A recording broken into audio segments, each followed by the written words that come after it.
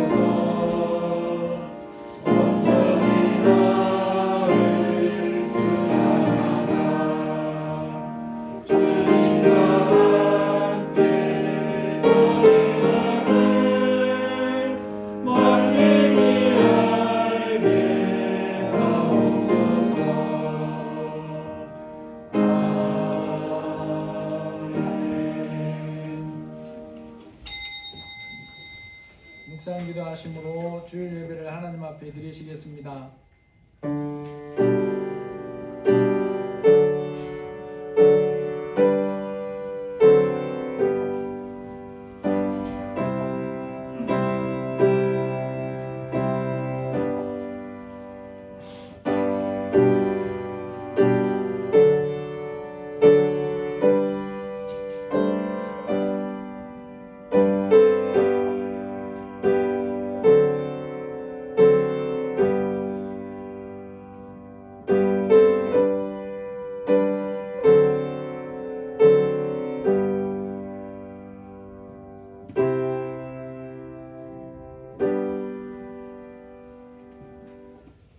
이르시되 너희는 나를 누구라 하느냐? 시몬 베드로가 대답하여 이르되 주는 그리스도시요 살아계신 하나님의 아들이시니이다. 예수께서 대답하여 이르시되 바요나 시몬아 내가 복이 있도다. 이를 내게 알게 한 이는 혈육이 아니요 하늘에 계신 내 아버지시니라. 하나님 아버지 감사합니다. 우리가 다 하나님을 아는 수준이 다르지만 나의 능력으로 하나님을 아는 것이 아니고 하나님께서 우리에게 찾아오시고 복음으로 말씀하시고 성령으로 깨닫게 하셔서 이 자리에 있게 하신 것을 믿고 감사합니다. 하늘의 하나님 성령 하나님께서 이 시간 우리 모두에게 오셔서 각자의 마음에 충만하게 역사하여 주셔서 하나님을 기쁘시게 하는 귀한 예배가 되게 해주시기를 기도드립니다. 우리에게 들을 귀와 깨닫는 마음을 허락하여 주옵소서. 예수님의 이름으로 기도합니다. 아멘. 찬송가 360 찬송가 9장 1절 2절입니다.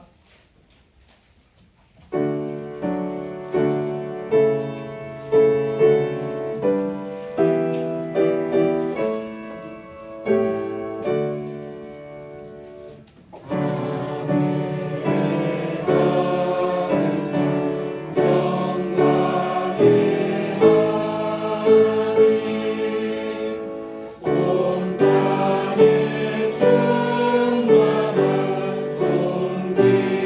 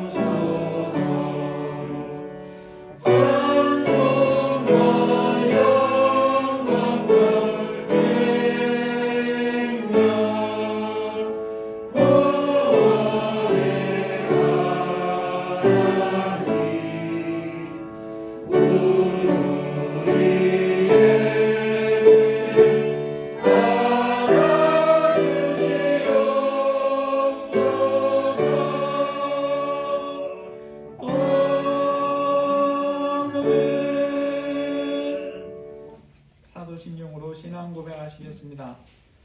전능하사 천지를 만드신 하나님 아버지를 내가 믿사오며 그 외아들 우리 주 예수 그리스도를 믿사오니 이는 성령으로 잉태하사 동정녀 마리아에게 나시고 본디오 빌라도에게 고난을 받으사 십자가에 못 박혀 죽으시고 장사한 지 사흘 만에 죽은 자 가운데서 다시 살아나시며 하늘에 오르사 전능하신 하나님 우편에 앉아 계시다가 저리로서 산자와 죽은 자를 심판하러 오시리라. 성령을 믿사오며 거룩한 공예와 성도가 서로 교통하는 것과 죄를 사하여 주시는 것과 몸이 다시 사는 것과 영원히 사는 것을 믿사옵나이다. 아멘. 찬송가 366장입니다.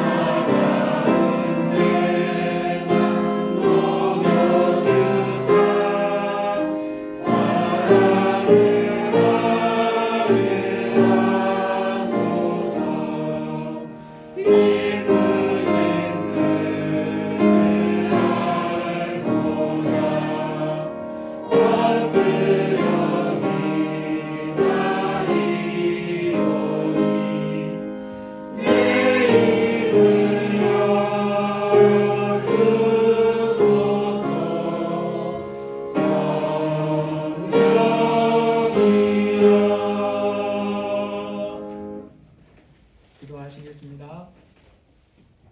하나님 아버지 감사합니다. 저희들 지난 한 주간과 또 지금까지 지켜주셔서 이 시간 주님 앞에 예배할 수 있도록 인도해 주시니 감사합니다. 하나님, 저희들이 지금까지 살면서 하나님의 말씀을 알지만 저희의 욕심과 무지와 어리석음으로 인해서 하나님 말씀대로 살지 못한 것들이 있사오니 주님이 불쌍히 여겨주시고 이 시간 예수님의 보혈로 깨끗게 하여 주시기를 기도드립니다. 성령님이 함께 하여 주시옵소서. 하나님 아버지, 이곳에 반석교회를 세우시고 또 이날까지 인도해 주시니 감사합니다. 성령께서 함께 하여 주셔서 아버지의 뜻이 온전히 이루어지는 우리 성도들의 삶이 되게 하여 주시고 아버지를 기쁘시게 하는 교회가 되게 하여 주시기를 기도합니다. 하나님 아버지, 이 시간 함께 예배해야 하지만 여러 가지 사정으로 또 연약한 믿음으로 또 하나님 코로나로 인해서 이곳에 함께 하지 못한 우리 성도들이 있사오니 불쌍히 여겨주시고 아버지 하나님 앞에 다음 시간에는 다 나올 수 있도록 은혜 부어주시기를 기도합니다. 하나님, 이 코로나가 약해져 가기는 하는데 그래도 주변에서 들려오는 그런 소식들을 들으면 때로는 응급실에 실려가기도 하고 때로는 미각과 후각이 한참 동안 사라지기도 하는 그런 증상들이 있는데 우리 성도들 하나님 앞에 하나님의 은혜로 또 하나님 잘 통과하게 하여 주시고 또 회복할 분들이 잘 회복할 수 있도록 은혜를 베풀어 주시기를 기도를 드립니다. 우리 힘으로 할 수 없는 것 주님이 지켜 주옵소서. 특별히 우리 하나님 학교에 다니는 우리 자녀들 하나님 또 학교에서 많은 이들을 만나게 되는데 불쌍히 여겨주시고 주님이 지켜 주옵소서. 아버지, 우리 또 입학한 자녀들 또 새 학기를 시작한 자녀들 선생님과 친구들과 좋은 관계를 허락하여 주시고 필요한 지혜와 맹철을 부어주시기를 기도합니다. 주님 앞에 또 진학을 위해서 기도하는 우리 형제가 있사오니 주님이 함께하여 주시고 세밀하게 살피시고 하나님이 보시기에 가장 적절한 곳으로 인도하여 주시기를 기도합니다. 우리 장성한 자녀들을 책임져 주시고 그들의 인생 앞날을 주님이 세밀하게 살펴 주옵소서. 하나님 아버지, 이 나라를 주님이 불쌍히 여겨주시고 새롭게 또 하나님 선거를 통해서 다음번 대통령이 당선자가 결정되었는데 하나님 불쌍히 여겨주셔서 맡은 자들에게 필요한 지혜를 부어주시기를 기도합니다. 그들이 하나님 작은 부분에서라도 하나님의 뜻을 이루는 일에 선하게 쓰임받는 자들이 되게 하여 주옵소서. 이 나라와 이 민족을 주님이 책임져 주시고 불쌍히 여기시고 아버지의 뜻을 이루는 일에 온전히 쓰임받는 나라가 되기를 기도합니다. 이 땅에 특별히 예수님을 먼저 믿은 자들에게 하나님 믿음을 더하여 주시고 분별력을 더하여 주셔서 빛과 소금된 사명을 잘 감당할 수 있도록 은혜를 베풀어 주시기를 기도합니다. 아버지, 함께하는 또 하나님 아버지 우리 필리핀의 김재성 선교사님과 아버지 하나님 또 함께 세워가는 교회들 위해 성령으로 역사하여 주셔서 그들도 동일하게 하나님의 은혜 안에 주신 사명을 잘 감당할 수 있도록 인도해 주시기를 기도합니다. 아버지, 이 시간 우리가 이곳에 모였사오니 성령께서 함께하여 주시고 들을 귀와 깨닫는 마음을 부어주셔서 영과 진리로 예배하는 이 시간이 되게 하여 주옵소서. 어린아이부터 어른에 이르기까지 세밀하게 살펴주시고 역사하여 주옵소서. 예수님의 이름으로 감사하며 기도합니다. 아멘.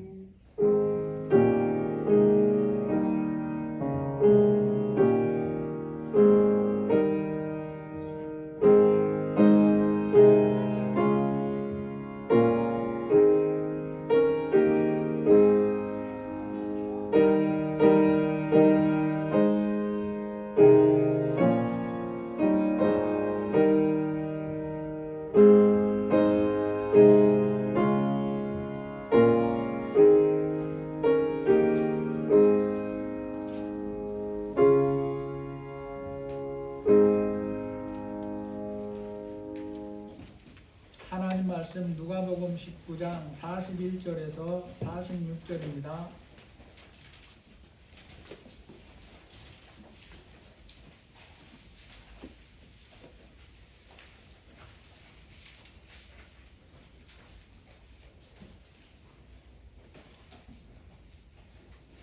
누가복음 19장 41절에서 46절입니다.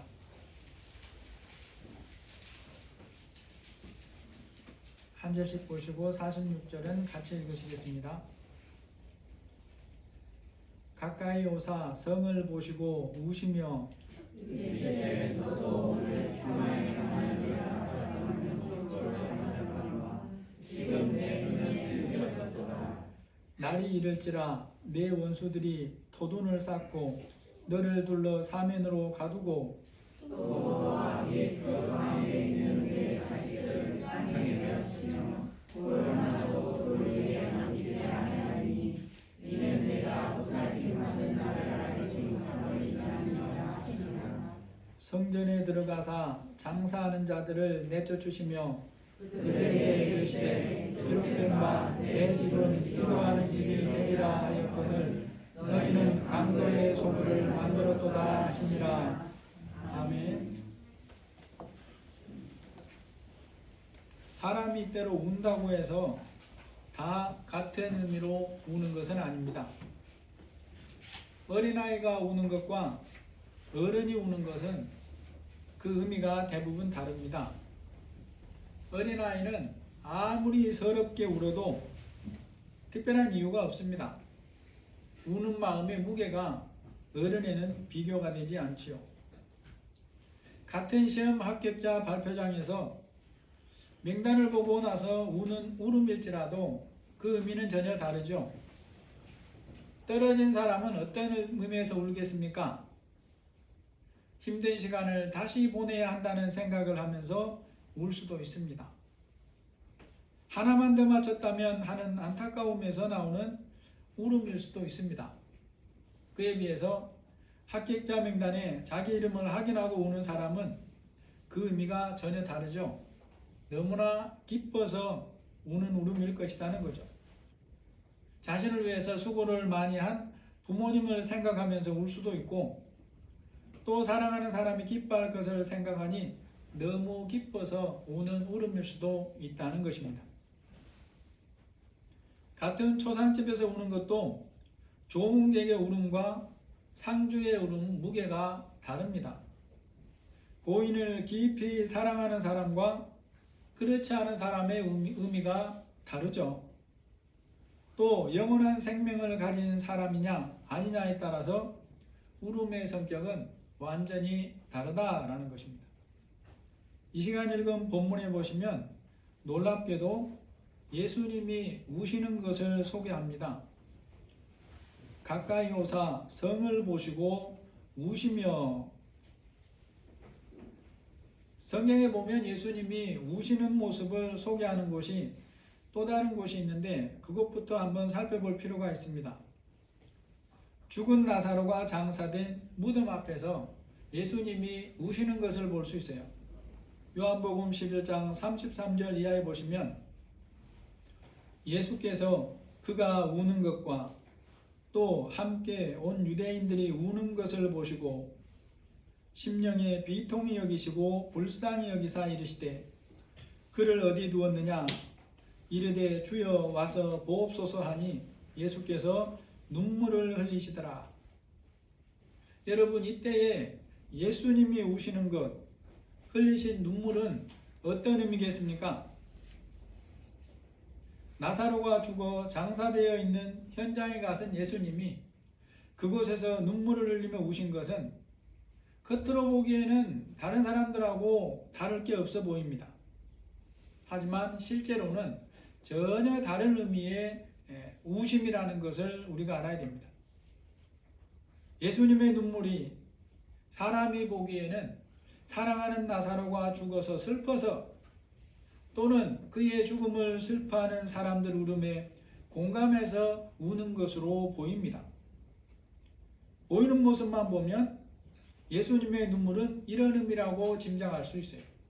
이르되 주여 와서 보시옵소서 하니 예수께서 눈물을 흘리시더라. 그러나 예수님의 울으심, 눈물을 흘리심은 그런 의미가 전혀 아니라는 것입니다. 오히려 그와는 반대의 이유들 때문에 우는 것이라고 할 수 있습니다. 예수님은 지금 나사로가 죽어서 슬퍼서 우시거나 또는 그곳에 모인 많은 사람들이 우는 것에 감정으로 공감하셔서 우는 게 아니라라는 거죠. 예수님의 눈물의 의미를 우리가 깊이 살펴봐야 됩니다. 마리아를 비롯해서 그곳에 모인 모든 사람들은 눈에 보이는 죽음만 보면서 우는 것입니다. 예수님을 믿지 못하고 있어요. 예수님은 왜 우시냐? 그들이 예수님을 믿지 못하는 것을 보시고 너무나 안타까워서 흘리시는 눈물이다라는 것입니다. 죽음이 슬퍼서가 아니라 예수님의 뜻을 모르고 믿지 못함을 안타까워서 우시는 눈물인 거예요. 예수께서 그가 우는 것과 또 함께 온 유대인들이 우는 것을 보시고 심령에 비통히 여기시고 불쌍히 여기사 같은 한 사람의 죽음이고 그곳에 모인 많은 사람들과 예수님이 같이 우세요. 그런데 그렇게 우는 사람들의 눈물의 의미는 너무나 다르다는 것입니다. 다른 모든 사람들의 눈물과 예수님의 눈물은 그 의미가 너무 다르다는 거예요. 사람들은 슬퍼서 울고 예수님은 그들의 믿지 못함을 보시고 비통하여 우신다는 것입니다. 여러분, 그렇게 우는 자들이 이곳에 오신 예수님의 뜻을 알면 그 눈물이 어떻게 바뀌게 되겠습니까? 예수님의 계획을 알면 마르다와 마리아와 그 많은 사람들의 눈물은 어떻게 바뀌게 되냐 한번 생각을 해 보시기를 바랍니다. 이별로 인한 슬픔이 아니라 놀람과 환희와 감사의 눈물로 바뀌게 된다라는 거죠. 그들이 상상하지도 못한 눈물로 바뀌게 되는 것입니다. 여러분, 그들의 눈물이 이렇게 바뀌기 위해서는 그들이 알아야 할 것이 있습니다. 그것이 바로 예수님이 왜 그들에게 오셨는가 하는 것부터 알아야 됩니다. 예수님이 그들을 향해 어떤 계획을 가지고 계시는가를 알아야 됩니다. 여러분, 예수님을 구원자로 믿는 믿음이 분명하다고 하더라도 그들이 현재 예수님이 그들에게 오신 이유를 모르면 그들의 슬픔은 환희로 바뀔 수가 없는 것입니다. 마리아와 마르다가 죽어가는 나사로를 위해서 예수님께 사람을 보내 도우심을 구했죠. 예수님께서 그들을 지극히 사랑하심에도 불구하고 예수님이 나사로를 살리려고 그곳으로 즉시 가시지 않는 이유가 있습니다. 그 일을 통해서 사람들에게 예수님이 어떤 분인가를 확인시켜 주시기 위함이었어요. 그래서 예수님이 나사로가 병들어 죽게 되었다는 소식을 듣고 제자들에게 이렇게 말씀했습니다. 요한복음 11장 4절에 보면 예수께서 들으시고 이르시되 이 병은 죽을 병이 아니라 하나님의 영광을 위함이요 하나님의 아들이 이로 말미암아 영광을 받으시게 하려 함이라 하시더라. 이 사건 전체에서 보면 예수님의 이 말씀의 뜻은 어떤 뜻입니까? 나중에 예수님이 다시 오셔서 나사로를 부활시킴으로 영광을 받으신다는 그런 뜻이 아닙니다. 나사로가 병들어 죽게 되지만 죽음으로 끝나는 것이 아니라는 말씀이고 예수님이 그곳에 가셔서 나사로를 살려서 하나님이 보내신 메시아임을 증명하게 하신다는 뜻이에요. 그로 인해서 하나님이 영광을 받으시고 또 그들은 크게 기뻐하게 될 것이다. 이런 뜻으로 하시는 말씀입니다. 그런데 여러분, 마리아와 마르다는 예수님의 계획이 무엇인지 압니까? 모릅니까? 모르죠. 모르고 있습니다. 나사로를 통해 하시려는 일이 무엇인지 모르기 때문에 그들은 나사로가 병들어 죽었을 때 너무도 아프고 슬펐어요. 또 예수님의 뜻을 모르기 때문에 예수님이 오셨는데도 불구하고 여전히 슬프고 마음이 아픕니다. 그냥 예수님의 방문은 그저 조문하는 것 정도로만 생각하고 있는 거예요. 예수님 당시에 예수님이 주변에서 죽은 모든 사람을 다 살리시는 것은 하나님의 뜻이 아닙니다. 그래서 다 살리지를 않죠. 그러나 이때 나사로를 살리시는 것은 하나님의 뜻이었어요. 그럼에도 마리아나 마르다는 그것을 알지 못했다는 것입니다. 주님의 뜻을 알지 못했기에 예수님이 자신들에게 오셨음에도 여전히 슬퍼하고 울면서 눈물을 멈추지 못하는 것입니다. 마리아와 마르다는 예수님이 인정하시는 믿음을 가지고 있습니다. 다른 어떤 사람보다 예수님을 믿어요. 부활 때에 예수님이 나사로를 다시 살릴 것이고 자기들을 살릴 것이라는 것을 알고 있습니다. 예수님 앞에 고백을 하지 않습니까? 그럼에도 불구하고 그런 믿음이 분명하게 있지만 현재 나사로의 슬픔으로 인해서 아픔과 슬픔으로 울고 있어요. 마음의 슬픔으로 고통스러워하면서 울고 있다는 것입니다. 믿음이 있음에도 울고 있는 이 마리아와 마르다와 사람들을 보면서 우리가 무엇을 깨달아야 되겠습니까? 믿음이 있는 우리도 그들과 같을 수 있다라는 것을 알아야 된다는 것입니다. 예수님을 믿기는 하지만 예수님의 뜻을 모르면 예수님이 곁에 계시는데도 불구하고 슬퍼하면서 울 수가 있어요. 때로는 마치 하늘이 무너지기라도 한 것처럼 낙심하고 슬퍼하며 울게 된다는 것입니다. 나를 향하여 예수님이 가지신 뜻을 모르면 예수님이 그들에게 오셔서 함께 계심에도 불구하고 그로 인해서 그들이 마땅히 기뻐해야 함에도 불구하고 기뻐할 수가 없게 됩니다. 예수님의 뜻을 모르면 아픔과 슬픔이 감사와 기쁨으로 바뀌지가 않는 것입니다. 예수님이 우리를 향해 가지신 인생 계획을 모르면 예수님을 구원자로 믿고 살지만 앞으로의 삶을 맡겨드리지 못하고 그러니까 평안도 못 누리고 염려하면서 살게 되는 거예요. 앞날에 대한 염려와 근심이 여전히 나의 삶을 떠나지 않는 그런 모습으로 살게 됩니다. 자기 힘만으로 살아야 된다고 생각하는 것처럼 그렇게 살게 되는 거예요. 그런데 또 안타까운 문제는 그렇게 살면서도 자신은 신실한 믿음으로 살고 있다고 생각할 수 있어요. 예수님의 뜻을 모르면 주님이 주시는 은혜와 기쁨을 누리지 못할 뿐만 아니라 슬픔 속에 살면서도 나는 지금 믿음 안에 잘 살고 있다고 생각하게 되더라는 것입니다. 본문에 나오는 예수님의 우심, 눈물은 어떤 의미겠습니까? 사람들이 우는 각종 이유들과는 전혀 다른 의미의 눈물입니다.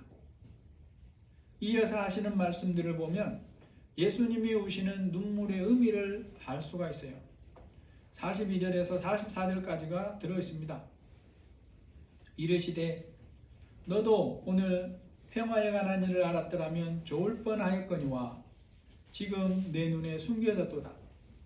날이 이를지라 내 원수들이 토둔을 쌓고 너를 둘러 사면으로 가두고 또 너와 및 내 가운데 있는 내 자식들을 땅에 메어 치며 돌 하나도 돌 위에 남기지 아니하리니 이는 네가 보살핌 받는 날을 알지 못함이니라 하시니라. 예수님이 예루살렘 성을 보시고 우시는 첫 번째 이유가 뭐 같습니까? 그 성을 보셨다는 것은 그 성의 물리적인 것을 본 것이 아니라 그 성에 사는 하나님을 믿는다고 하는 사람들을 본 것입니다. 하나님을 믿는다고 하는 사람들인데 하나님의 뜻을 알지 못하는 것을 보시고 흘리시는 안타까움의 눈물이다라는 거죠. 그들의 하나님 뜻 모름을 이렇게 말씀합니다. 이르시되 너도 오늘 평화에 관한 일을 알았더라면 좋을 뻔하였거니와 지금 내 눈에 숨겨졌도다. 여러분, 지난 2월 24일에 러시아가 우크라이나를 침략했고 현재까지 전쟁이 이어지고 있습니다. 침략을 한 러시아는 침략 직전까지도 전쟁은 없다라고 말했죠. 그런데 24일 실제로 침략을 했고 모든 전쟁이 항상 그런 것처럼 이번에도 전쟁이 시작되자마자 수많은 사람들이 죽거나 다치고 있습니다. 여러분, 그러면 전쟁을 시작한 러시아나 또 러시아 병사들은 어떤 생각을 가지고 있었습니까? 후에 나오는 각종 보도들을 통해 점점 드러나는 거 보니까 놀랍게도 러시아는 전쟁에 참여하는 병사들에게 이 사실을 알리지 않았습니다. 일반 모집 병사들 중에 19살에서 20살 또래들이 많은데 포로된 그들이 말하는 것을 보면 그들은 처음부터 특별한 훈련으로 알고 참가했다라고 말하고 있어요. 그들뿐만 아닙니다. 그 병사의 부모들도 마찬가지예요. 자녀를 전쟁터에 보낸 부모들도 그것을 전혀 모르다가 포로가 된 아들들에게서 전화가 오고 영상통화를 하게 되면서 비로소 알게 된 것입니다. 우크라이나에서 포로를 잡아서 일부러 그렇게 해준 거예요. 그런 전화가 오기 전까지 러시아 부모들은 까맣게 모르고 있었어요. 그것을 알게 되면서 이제 러시아에도 전쟁을 반대하는 데모대가 수만 명이 지금 넘어서고 있습니다. 여러분, 그러면 러시아의 대통령인 푸틴을 비롯해서 우두머리들은 전쟁을 하면 수많은 사람들이 처참하게 죽을 수 있다는 것을 알지 못했습니까? 알았습니다. 사람을 살상하는 각종 무기들을 그처럼 엄청나게 준비해서 전쟁을 하는데 죽고 다치는 자가 생기는 것은 너무나 당연한 거예요. 그럼에도 러시아 권력자들과 군부가 전쟁을 한 이유가 뭐겠습니까? 자기들이 가진 힘이면 우크라이나를 정복하는 것 정도는 자기들은 거의 피해를 보지 않고 마치 이전에 미국이 이라크를 상대로 압승을 한 것처럼 자기들도 간단하게 제압을 할 수 있다고 생각하고 전쟁을 일으킨 겁니다. 여러분, 러시아가 무엇을 몰랐습니까? 자기들의 힘이 미국에는 비교할 바가 아니라는 것을 몰랐고 우크라이나가 이렇게까지 강하게 저항할 것을 몰랐습니다. 자기들의 군대가 이렇게까지 형편없을 것이라는 것은 몰랐어요. 전쟁에 대해서 잘못 알고 몰랐던 것들이 엄청난 비극을 불러오고 있습니다. 현재까지만 해도 러시아 군인만 10,000명이 넘게 죽었다는 기사들이 나오고 있어요. 여러분, 예수님이 예루살렘 성을 보시고 그 안에 사람들을 보시고 왜 우십니까? 하나님을 믿는다고 하는 사람들이 하나님의 뜻을 알지 못하는 것을 보고 우시는 것입니다. 그들을 구원하려고 하나님이 보내신 메시아를 믿지 않습니다. 예수님이 이루시는 이 평화의 길을 모르는 것을 보시고 거부하는 것을 보고 눈물을 흘리며 우시더라라는 것입니다. 하나님을 믿는 자라면 메시아로 오신 예수님이 능력으로 행하는 일들을 통해서라도 믿어야 되는데 믿지를 않습니다. 보고서라도 믿어야 하는 것이 하나님의 뜻인데 보고서도 믿지 않고 대적하는 거예요. 그들을 향해 예수님이 요한복음 10장 37절 이하에 보시면 이렇게 말씀을 합니다. 만일 내가 내 아버지의 일을 행하지 아니하거든 나를 믿지 말려니와 내가 행하거든 나를 믿지 아니할지라도 그 이름 믿으라.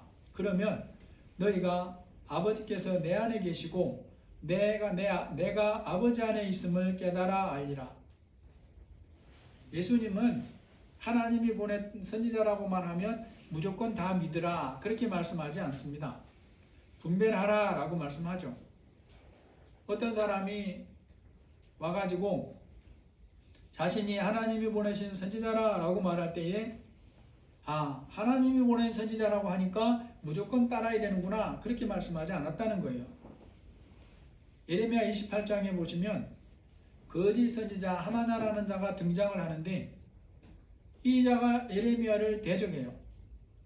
하나님께서 예레미야를 통해 주신 모든 말씀과 반대되는 것만을 하나님의 뜻이라고 하면서 전합니다.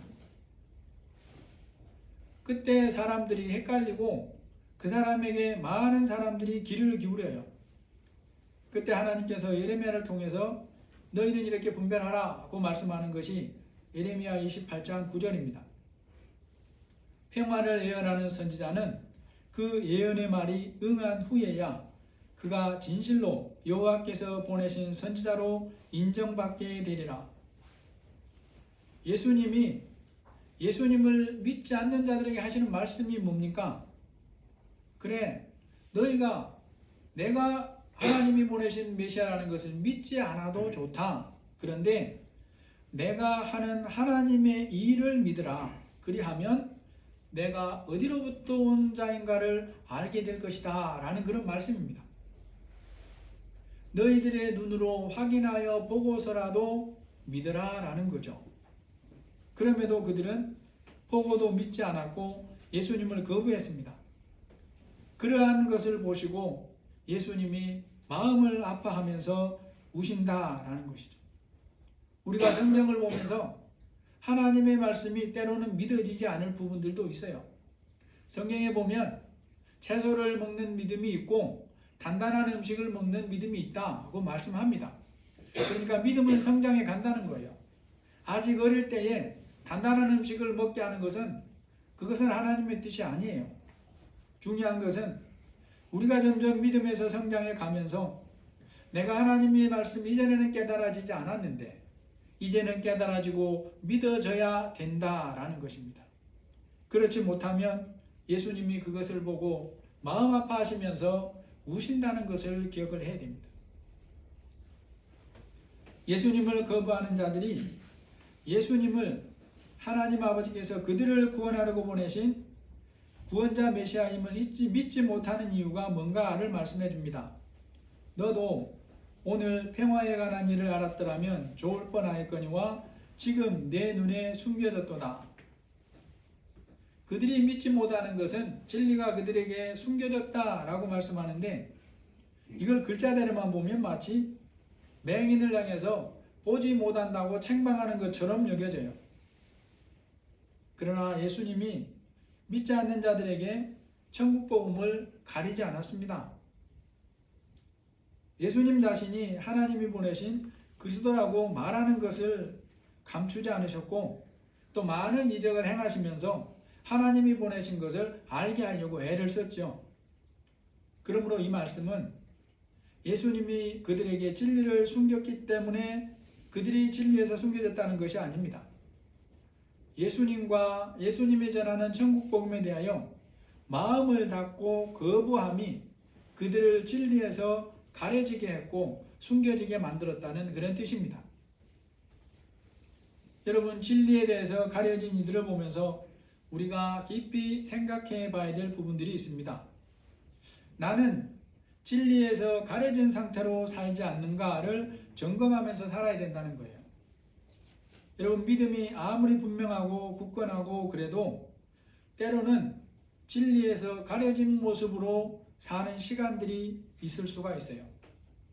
엘리야 같은 경우 하나님의 능력을 유통하면서 크게 쓰임받는 데 있어서 사명을 감당하는 데 있어서 엘리야 같은 사람이 없습니다. 모세를 제외하면 엘리야가 그런 면에서 가장 크게 쓰임받는 사람이에요. 그런데 그런 엘리야에게도 진리에서 가려진 것 같은 시간들이 있는 거예요. 여러분, 엘리야가 어떤 사람이었습니까? 갈멜산에서 바알과 아세라 선지자 850명을 상대로 압승을 했습니다. 3년간 비가 오지 않는 하늘을 기도로 열고 비를 내리는 그런 능력을 어마어마하게 행사했어요. 그런 엘리야인데 아합의 아내인 이세벨이 그날 너를 죽여버리겠다라고 위협을 하니까 실망과 낙심을 하고 광야로 도망을 해서 죽기를 바라는 상태로까지 떨어지게 됩니다. 그러한 시간 속에 있을 때 엘리야는 진리에서 가려진 상태와 같다라는 거죠. 여러분, 예수님을 분명하게 믿어도 때로 진리에서 가려질 수 있다라는 걸 우리가 항상 알아야 됩니다. 그리고 마음에서 진리에서 가려지면, 우리의 마음이 진리에서 가려지면 그 다음엔 어떤 현상이 일어나느냐? 보이는 것에 마음을 빼앗기게 되는 시간이 다가옵니다. 그리고 보이는 것에 마음을 빼앗기면 좌절하고 낙심하게 되는 거예요. 엘리야에게 일어난 일이 똑같이 이렇게 일어납니다. 처음에는 하나님의 놀라운 능력으로 그 압승을 거두었는데 조금 있으니까 백성들이 변하느냐? 안 변해요. 그리고 오히려 무슨 일이 눈앞에 다가오느냐? 이세벨이 사자를 보내서 엘리야를 그날 죽여버리겠다고 위협을 하는 거예요. 이것은 눈앞에 보이는 일입니다. 그러니까 엘리야가 보이는 것에 마음을 빼앗기고 좌절해서 낙심해버리더라 라는 거죠. 그런 시간에는 하나님이 계시지 않는 것처럼 여겨지게 됩니다. 그러면 어떻게 되겠습니까? 그러면 이제 자기 생각대로 살죠. 예수님을 믿는 베드로가 그랬던 것처럼 그렇게 자기 생각대로 하니까 사탄과 그 졸개들의 손 안에서 놀아나게 된다는 것입니다. 진리에서 가려진 상태로 살면 하나님의 은혜를 받을 수가 없어요. 예수님과 함께 계심에도 그 예수님을 온전히 믿음으로 신뢰할 수가 없습니다. 그러면 마리아처럼 예수님을 믿으면서도 여전히 슬픔의 울음을 멈추지 못해요. 주님이 전혀 원하시지 않는 슬픔인데도 당연한 것처럼 그것을 붙들고 있게 되더라는 것입니다. 믿음이 있어도 진리에서 가려진 상태로 살게 되면 겪게 되는 안타까운 일이 또 있어요. 그것이 뭐냐 하면 최선을 구하지 못하고 차선을 최선으로 알고 살게 된다는 것입니다. 주님의 뜻을 모르니까 자신이 아는 것을 따라 살 수밖에 없어요. 그런데 그렇게 살아도 당장 망하는 것은 아닙니다. 하지만 그것이 하나님이 원하시는 최선은 아니에요. 그럼에도 진리에서 가려진 상태에서는 자신이 그러함을 깨닫지를 못하는 거예요. 그러한 상태에서는 하나님의 뜻과 상관없이 자기 생각대로 살면서도 그럼에도 하나님을 믿는 믿음 안에 잘 살고 있다고 여긴다는 것입니다. 바로 그렇게 사는 사람을 보고 예수님이 눈물을 흘리시는 거예요. 마음으로 아파하는 것입니다. 어둠 속에 살면서도 깨닫지 못하는 것을 보시고 예수님이 우신다는 것을 우리가 기억해야 돼요. 예루살렘 성을 보시고 우시는 예수님의 눈물에 이 시간 끝으로 살피고자 하는 또 한 가지 중요한 것이 들어 있습니다. 하나님이 보내신 예수님을 거부하는 자들, 예수님을 십자가에 못 박는 자들이 죄의 대가로 받을 준엄한 심판을 아시고 흘리는 눈물이다 하는 것입니다. 날이 이를지라 내 원수들이 토둔을 쌓고 너를 둘러 사면으로 가두고 또 너와 및 내 가운데 있는 내 자식들을 땅에 메어 치며 돌 하나도 돌 위에 남기지 아니하리니 이는 내가 보살핌 받는 날을 알지 못함이라 하시니라. 죄는 아무리 작은 죄라도 대가를 치르지 않으면 없어지지 않습니다. 그럼에도 현실에서는 모든 죄가 반드시 대가를 치른다는 것을 보여주지는 않아요. 이전에 어떤 버스 운전사는 버스 요금 1,300원 훔친 대가로 해고되기도 했습니다. 그런데 어떤 사람은 수백억을 형량하고 회사에 손해를 끼쳐도 처벌을 받지 않아요. 이러한 일들이 일어나는 곳이 우리가 살고 있는 이 세상입니다. 그러다 보니까 예수를 믿는 우리도 그런 사고에 쉽게 물이 들어요. 성경은 하나님께서 죄를 지은 사람에게 반드시 그 대가를 치르게 하신다는 것을 알고는 있지만 현실에서는 그런 일을 보는 경우가 별로 없어요. 오늘날 헌금하다가 아나니아와 삽비라 같은 사건이 일어났다는 것을 들어본 적이 없는 거예요. 그러한 일들을 반복해서 경험하는 세상이기 때문에 믿음이 있다고 하는 사람도 죄지음에 대해서 두려움이 사라지는 면역 같은 것이 생겨납니다. 그래서 머리로는 죄지으면 안 되고 말씀에 순종하여 살아야 된다는 것을 아는데 행동으로는 말씀을 멀리하고 죄를 짓는 것을 별로 두렵게 여기질 않아요. 예수님의 모습, 눈물을 흘리시고 우시면서 하시는 말씀을 통해 우리가 이런 부분에 대해서 깊이 깨달아야 될 것이 있습니다. 모든 죄는 반드시 대가를 치른다는 거예요. 회개하지 않는 죄는 반드시 대가를 치릅니다. 예수님의 우심을 통해서 우리가 죄의 대가가 얼마나 무서운가를 다시 한번 깨달아야 돼요. 죄의 대가가 얼마나 크고 무서운가를 알고 죄를 멀리해야 한다는 것입니다. 예수님이 우시면서 누구를 상대로 이런 심판의 말씀을 합니까? 내 자식들을 땅에 메어 치며 돌 하나도 돌 위에 남기지 아니하리라. 이 말씀을 누구에게 했냐는 거예요. 예수님 믿는다고 하는 사람들, 그 당시 하나님 믿는다고 하는 사람들에게 한 말씀 아니냐는 것입니다. 죄의 결과가 그 심판이 이렇게 무섭기에 그것을 모르는 자들을 보면서 예수님이 눈물을 흘리시는 거예요. 이들이 바로 하나님의 보살핌을 외면하고 예수님을 거부하는 자들입니다. 하나님의 구원의 의뢰를 모르고 자기 생각대로 대적하는 자들이에요. 이는 내가 보살핌 받는 날을 알지 못함이니라. 진리에 대해서 숨겨주고 은혜를 거부하고 자기 생각대로 살면 어떻게 됩니까? 그렇게 살아도 당장에 믿음이 없는 것처럼 그렇게 보이질 않아요. 겉모습은 믿음이 있는 것처럼 보이고 여전히 교회에 출입을 합니다. 그러나 진리에서 가려진 상태로 계속 살면 그 시간부터 이미 내리막길에 들어섰다는 것을 알아야 돼요. 또 그러한 삶을 계속하면 거기에도 가속도가 붙습니다. 타락의 가속도가 붙어요. 어느 정도로까지 타락하게 되느냐? 오늘 45절 46절입니다. 성전에 들어가사 장사하는 자들을 내쫓으시며 그들에게 이르시되 기록된 바 내 집은 기도하는 집이 되리라 하였거늘 너희는 강도의 소굴을 만들었도다. 이러한 말씀을 대할 때 우리가 알아야 할 부분이 있습니다. 사람들이 보기에는 성전에 강도들이 있는 게 아니에요. 겉모습을 보면 잘못된 것을 알 수가 없어요. 겉으로 보기에 그들이 강도나 사기꾼 같은 자들이 아니라는 것입니다. 말씀을 따라 흠없는 제물로 성전 제사를 드리도록 도와주려고 있는 사람들이에요. 그러나 그들의 모든 것을 다 아시는 예수님께서 대제사장과 서기관과 장로들이 성전의 주인이 되어서 하나님의 성전이 아닌 강도의 소굴을 만들었다고 말씀합니다. 그럼에도 그들은 자기들이 그렇게 하고 있다는 것을 깨닫지 못해요. 그렇게 깨닫게 해주셔도 받아들이지를 않는다는 것입니다. 이들의 이런 모습을 보면서 오늘 우리의 모습을 볼 수 있어야 됩니다. 다 아시는 예수님께서 그들의 성전을 강도의 소굴을 만들었다고 말씀하심에도 불구하고 그들은 자신의 모습이었다는가를 전혀 모른다라는 거예요. 그 시대만 그런 게 아니라 오늘 우리도 그럴 수 있어요. 말씀에 비추어 분명하게 잘못된 부분이 있음에도 다른 잘하는 부분이 있지 않느냐, 다른 사람이 보기에 그럴듯한 부분이 있지 않느냐, 그것을 가지고 거기를 덮어요. 그래서 주님이 준엄하게 책망하는 말씀이 자기에게는 해당이 안 된다고 외면합니다.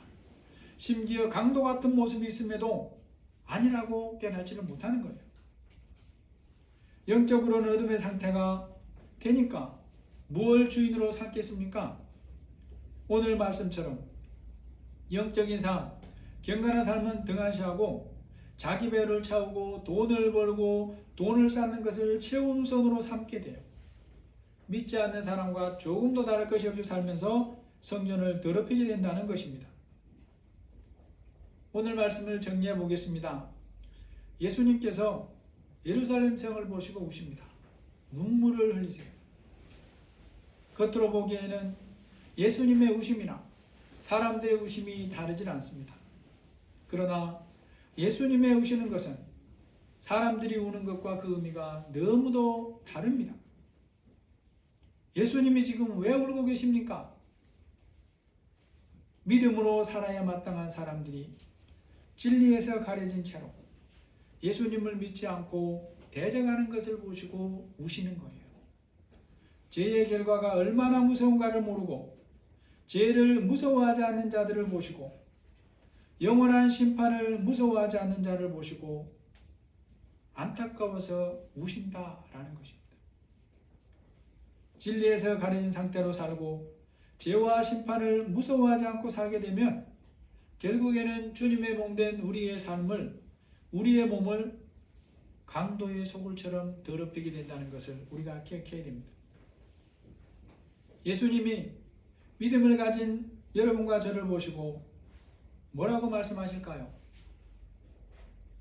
예수님의 뜻을 모르면 예수님의 성령으로 나에게 오셔서 함께 계심에도 은혜를 모르고 기쁨을 모른 채 울면서 염려하면서 살 수밖에 없는 것이 우리의 인생입니다.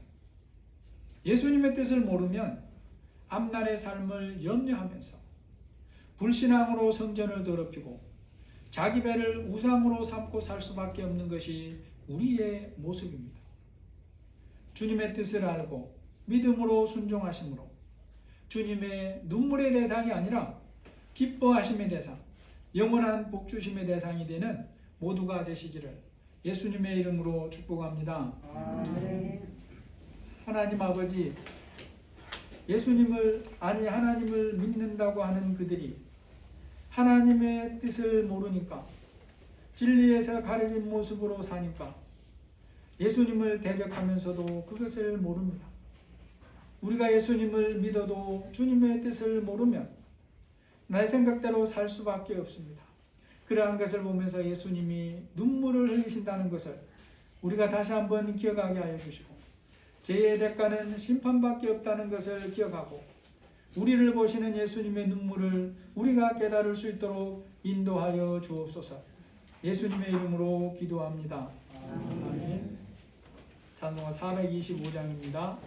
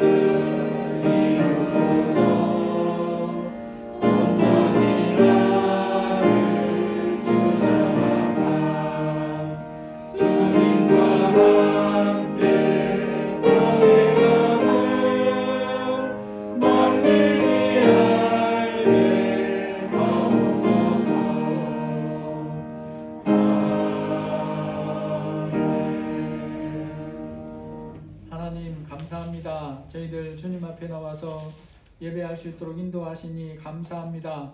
우리 모든 삶을 향한 하나님의 뜻이 온전히 이루어지게 해주시고 그러한 믿음으로 날마다 성장해 갈 수 있도록 도와주옵소서.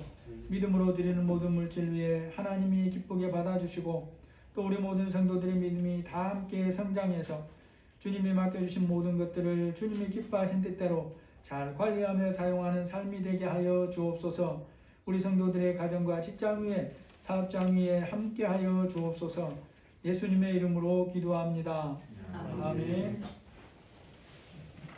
우리 교회 이 기도 제목 꼭 기억하시고 기도해 주시고 가장 밑에 있는 거 위해서 함께 기도해 주시기 바랍니다. 우리 이 시간 함께 앞뒤로 좌우로 기도하겠습니다. 힘내세요. 기도하겠습니다. 힘내세요. 기도하겠습니다. 여러분이 기도하겠습니다 하니까 기도하셔야 됩니다. 이 코로나가 계속 지금 왔다 가고 있어요. 여러분 잘 모르시지만 뭐 굳이 안 하셔도 되는데 아무튼 우리 성도 사이에도 이렇게 지금 다녀가고 있습니다. 그러니까 잘 견디시고 특별히 후유증 없도록 아까 기도 잠깐 말씀드렸는데 지난번에 시절에 갔더니 한 목사님은 그 응급실에 실려갈 정도로 그렇게 아팠다 그래요. 그러니까 여러분이 꼭 기억하시고 하나님 가능하면 안 걸리고 지나가게 하시고 또 걸리면 짧은 시간에 잘 회복해서 후유증 없도록 이렇게 꼭 기도하시면서 함께 이 시간들을 잘 통과했으면 좋겠습니다. 오늘 찬송가 440장입니다.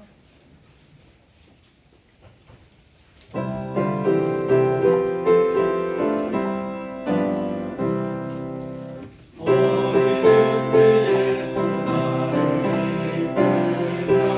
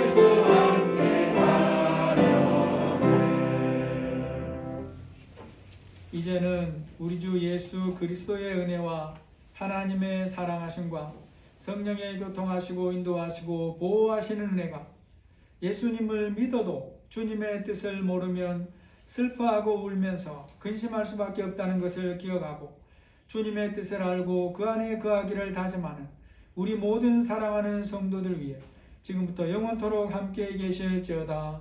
아멘.